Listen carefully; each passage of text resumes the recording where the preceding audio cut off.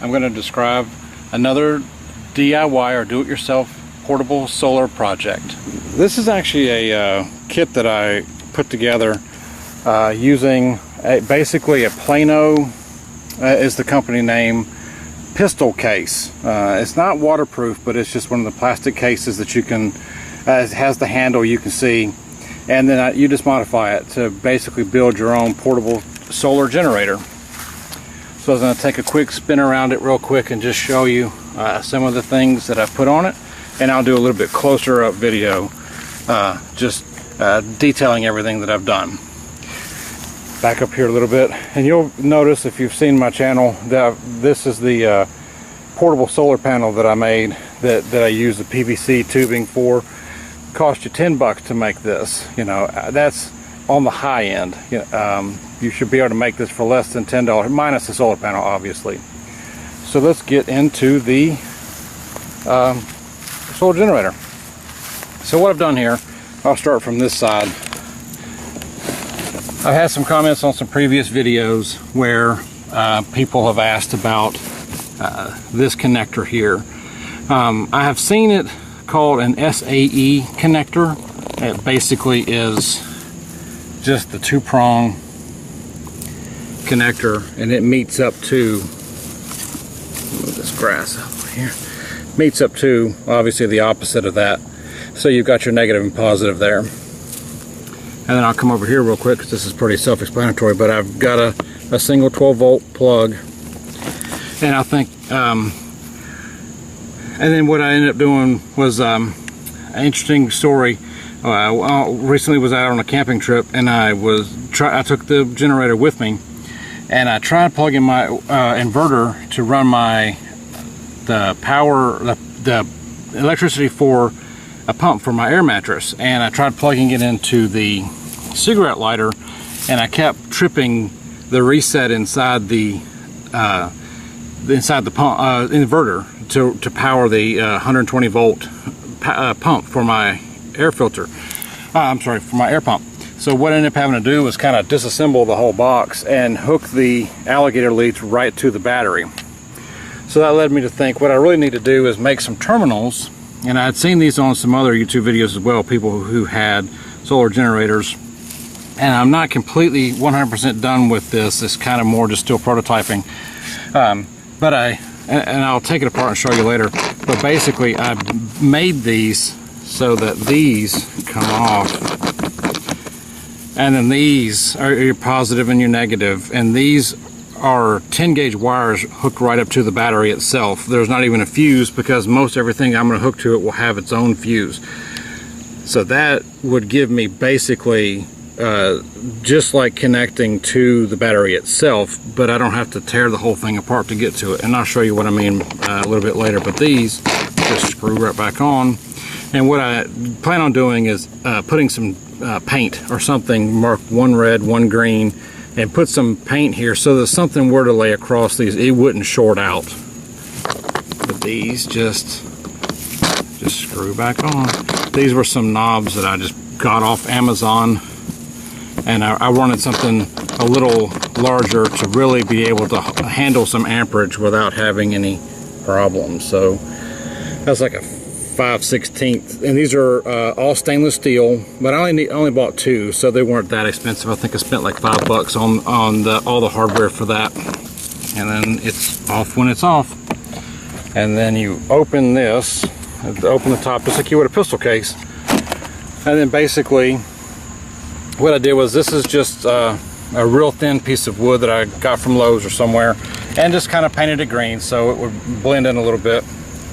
I've got the solar charge controller there, and then I put a voltmeter in. So then it would tell you, for the most part, when you want to see how much voltage you have. It doesn't work unless this is on. So this is basically the master power. If this switch is off, the whole thing is off. Turn that on, and then whenever you need to take a quick look, you can just turn that on, you can see the voltage, and turn it back off again. So then I'll plug the, and then it's real nice because then I can just plug the solar panel in, and even this late in the day, and it's almost 6:30 in the evening, I'm still getting a little bit of a charge from the solar panel, which is kind of nice. And that's basically it. You know, what I did was to make servicing kind of easy. I just put in, you'll see here in a second, just set these back there. You basically have I ran some bolts through, and I just got some aluminum and drilled some holes basically to hold the battery in place, and those just come up through the bottom of the case. And this happens to be a 12 volt, it's upside down, sorry everybody, but it's a 12 volt 18 amp battery. That just ties down like that. You know, I've got a fuse in there protecting the, let me show you from the bottom of the wood, just so we can, I used a terminal bus. Basically, I just split this in half. So this is the negative. I got all my positives over here, and it's split in the middle, so they won't touch. So I don't have to use two of those buses. I just got one big enough to do positive, negative, and you just cut that bar, and it makes just the positive stay together, the negative stay together. And then that's just the bottom of the voltage meter, and I basically you know, had to wire it in so that I can check the voltage on the battery anytime. On the back side, you'll see you know, your cigarette lighter, and these are what you saw from the front, and then that's just where the terminal comes in for the solar panel, and then that's your it is kind of nice because when you order these switches, it'll tell you what diameter you need to cut the holes. This one was a little rough. I was in a hurry, and I should have taken my time a little bit more. This twists a little bit, but as I said, it's kind of just a prototype here, and you know, I'm not a manufacturer, so it's not going to look like something I bought from the store. But when you put it all together, you know, hopefully it's robust enough to withstand a camping trip or something like that. Put these back on.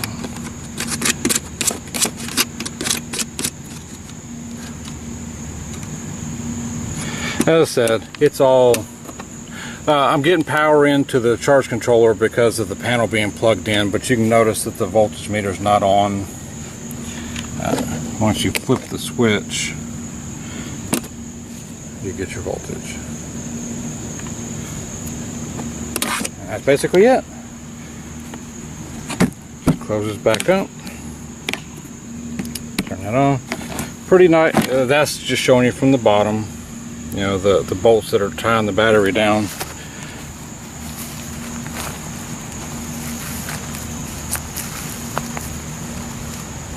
That is it.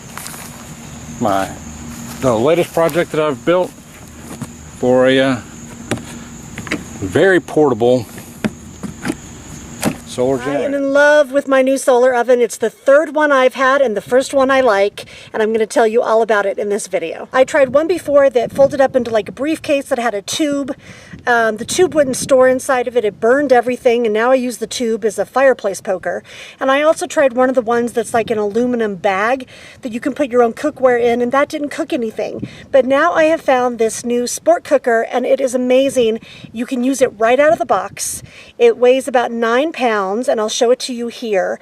It comes with 2 3-quart graniteware pots, and they get really hot, and then they're covered in enamel, and they're self-basting, so if you eat meat, it makes really great meat in there. But like you guys can see right here, first thing in the morning, I just put it outside and preheat it, and most days I use it for something. So I'm going to show you a whole montage of stuff that I've cooked in here, but I've cooked everything from s'mores to tofu in this thing, and it's amazing. It's like a slow cooker, but you can do frozen dinners in it. You can do potatoes. I've done chili in it, and it really does an amazing job. You can even hard boil eggs in this thing if you like eggs. You can also pasteurize water in there, and it actually comes with a gizmo that will show you when the water is safe to drink. So you can put these reflective panels around the outside if it's a cooler day, or it's just not as sunny, or you want it to get smoking hot in there. I've gotten mine to about 350 degrees with the Reflectix on the side, but I don't always use those unless, you know, I really need the temperature to be higher. So I'm going to show you guys a whole bunch of stuff I've cooked now with how sunny it was, how hot the oven got, and how long these things took to cook.